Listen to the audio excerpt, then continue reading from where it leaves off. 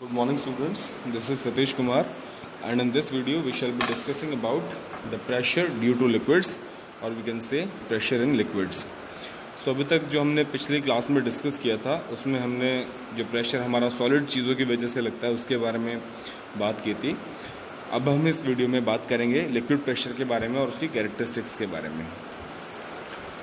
जैसे सॉलिड्स होते हैं, लिक्विड्स भी उसी टाइप से क्या करते हैं, किसी भी चीज़ के ऊपर प्रेशर लगाते हैं, बट ये इनके अंदर डिफरेंस क्या होता है कि सॉलिड की एक फिक्स शेप होती है and it is having a fixed volume, but liquids का वॉल्यूम तो फिक्स होता है but they are not having fixed shape. आप इन्हें जिस भी कंटेनर के अंदर डालेंगे, जैसे भी कंटेनर के अंदर डालेंगे, ये वैसे ही क्या ले लेंगे, शेप ले लेंगे।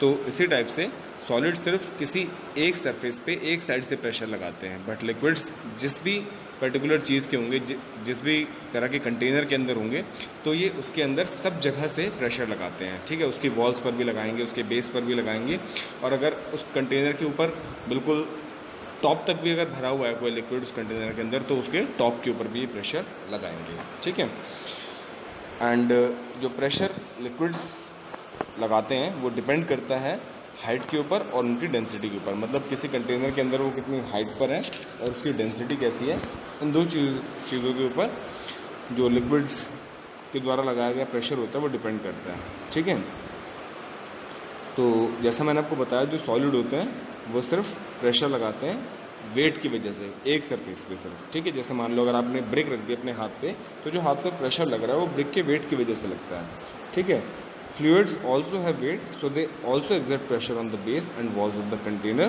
in which they are enclosed. अब जो फ्लूइड्स होते हैं, क्योंकि उनका भी वेट होता है, इसीलिए वो बेस पर, और क्योंकि उनकी कोई शेप फिक्स नहीं होती है, इसलिए वॉल्स पर भी किसी भी कंटेनर की प्रेशर लगाते हैं। तो जैसे इसके लिए आप कोई भी एक्टिविटी कर सकते हैं, जैसे एक बलून है, अगर आप बलून के अंदर पानी भरेंगे तो वो फूलता चला जाएगा, और ज़्यादा पानी भरेंगे तो वो और ज़्यादा फूलेगा, ब्लज होगा, और एक टाइम पे आके वो फट जाएगा जब उसके अंदर बहुत ज़्यादा प्रेशर क्रिएट हो जाएगा उसकी वॉल्स के ऊपर।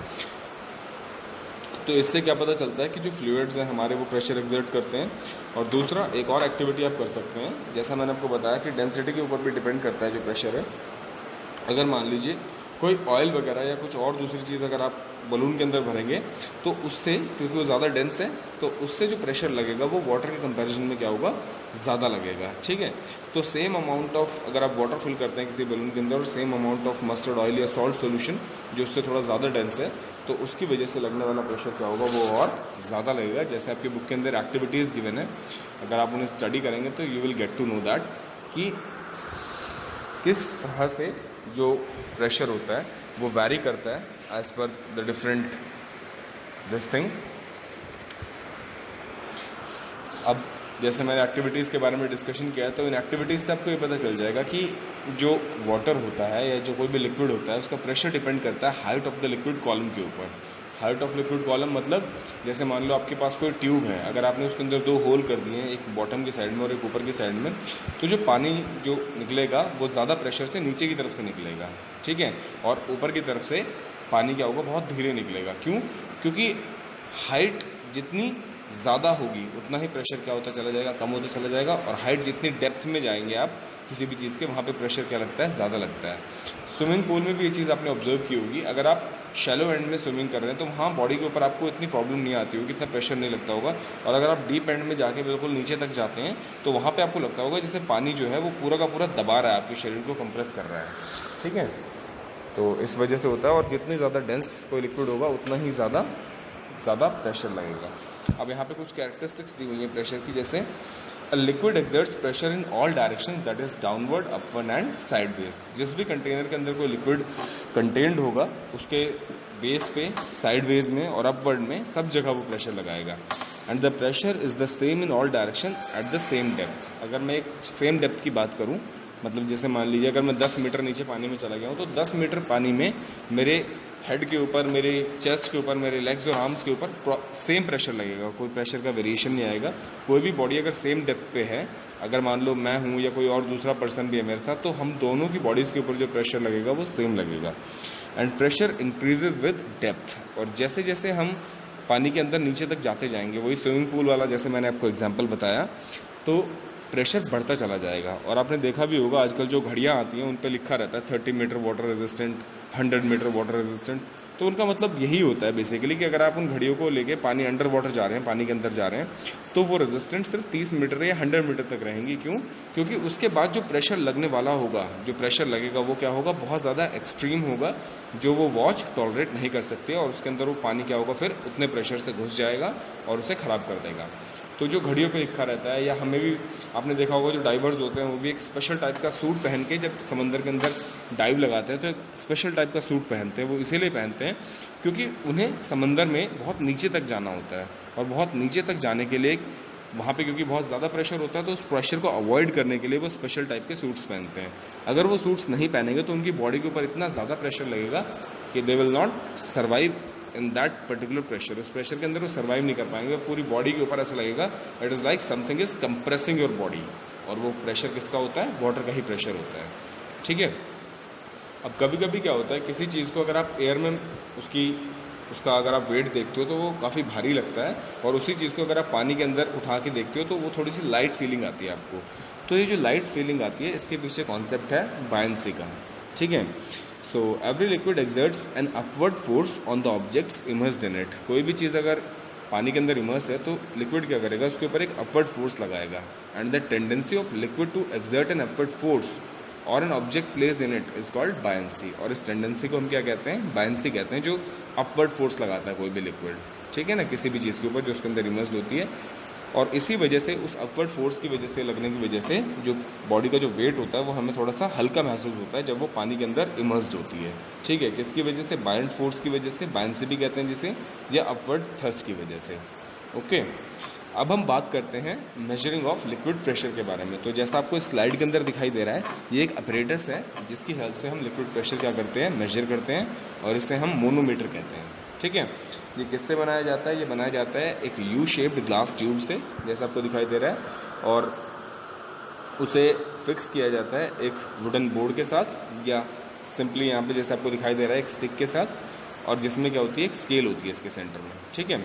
जो यूट्यूब होती है उसको एक कलर्ड वाटर से फिल कर देते हैं, और उसके लिम्स में, दोनों लिम्स में इक्वल वाटर रहता है। हालांकि इसमें अभी अलग दिखाई दे रहा है क्योंकि बात यह है कि इसमें प्रेशर का एप्लीकेशन हो रहा है, बट प्रेशर के एप्लीकेशन से पहले, प्रेशर लगने से पहले, दोनों लिम्स में जो वाटर का लेवल होता है वो क्या होता है, सेम होता है।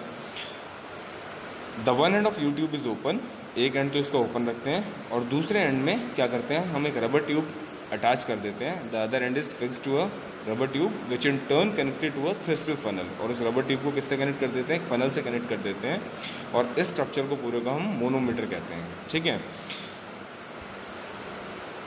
उसके बाद we just take this apparatus and cover the mouth of the thistle funnel with a tight rubber sheath taken from a balloon.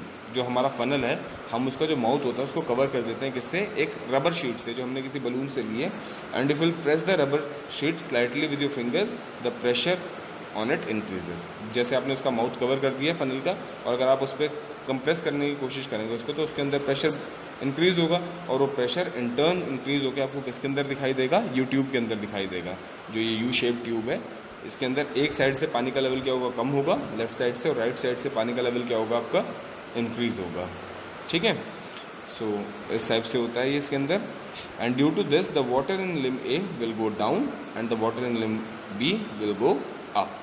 और इस हिसाब से जितना वाटर कम या ज़्यादा हो रहा है उसको आप कैसे मेजर कर सकते हैं, जो स्केल लगी हुई है बीच में उस पर, क्योंकि पहले तो दोनों हाफ थे, इक्वल लेवल पे थे। ठीक है। Now will just dip the funnel of manometer in a water tank in a beaker और a bucket to depth of 10 centimetre. और उसके बाद हम क्या करेंगे, जो फनल है ये, जो दूसरा एंड है, इसको एक बकेट के अंदर हम डिप करेंगे। ठीक है। जिसके अंदर पानी भरा हुआ है 10 सेंटीमीटर तक। And we will see that the level of water in limb A of U tube falls down and in limb B it rises. जो लिम्ब ए है हमारा, उसके अंदर पानी का लेवल क्या हो रहा है, डाइज वो हो रहा है, नीचे जा रहा है, लो हो रहा है। ठीक है। एंड जो लिम्ब बी है उसके अंदर पानी का लेवल ऊपर की तरफ उठ रहा है।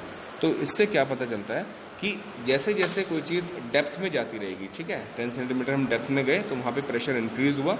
तो प्रेशर इंक्रीज़ होने की वजह से उस प्रेशर ने जो हमारी जो यू शेप ट्यूब का जो ए लिम्ब था उसमें क्या कर दिया, उसके वाटर को नीचे की तरफ धकेल दिया, और उसी की वजह से जो बी साइड वाला जो एंड था उसमें वाटर ऊपर की तरफ क्या हो गया, शिफ्ट हो गया।